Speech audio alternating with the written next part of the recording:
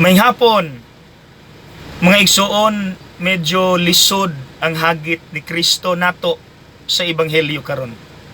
Ingon siya, ayaw panimalos sa naghimo kanimog daotan. Lisod gyud kay naatay garbo. Muingon man dayon ta, kinsa siya nga ako magpaubos man? Siya dapat ang magpaubos. Pero mga igsoon, wala lang na gisulti ni Jesus. Iya mismong gipakita. Buot tunahon-naon, pwede gyud unta siyang mubalos sa gobyerno sa Roma ni adtong panahon na nga abusado kaayo nilang mga Hudiyo. Pwede niyang paminawon ang hangyo sa mga Hudiyo. Lord, daghan na kaayo kag followers, mga gipang-ayo nimo, mga nangabag-o tungod kay imong nasangyawan. Lord, papaulia sila, pabalika nga nay bit-bit nga sundang ug manulong tanila, pilde gyud sila. Pero mga igsoon tanawa, iya hinuong gipasaylo. Og kinsay na pilde?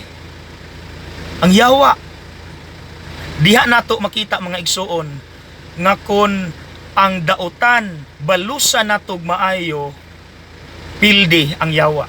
Ayaw kalimti na, pildi ang yawa. Munang mga igsoon, ipadaplin ang garbo. Pagampo for humility, nga magmapaubsanon ka. Ayaw pagdumot, ayaw balos, kay musamot ra ang away. Posible magpatay pa. Naagani sa Facebook, nagpatay. Pero naipoy nakita nako sa Facebook nga gilaparo siya sa traffic enforcer pero wala sa misukol. Ang tibuok Pilipinas milaban sa driver. See? Ayaw balusi og daotan ang daotan. Balusig maayo, di ba pilde ang imong kontra. Dayon mga igsoon, ayaw paugmai ang away. Before unta matulog, masettle na ang panag-away. Ayaw gyud og balos, kay musamutra ang away ug dili na masulbat. Atbangi og tubig ang kalayo.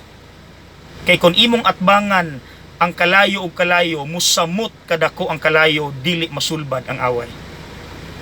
Okay? God bless!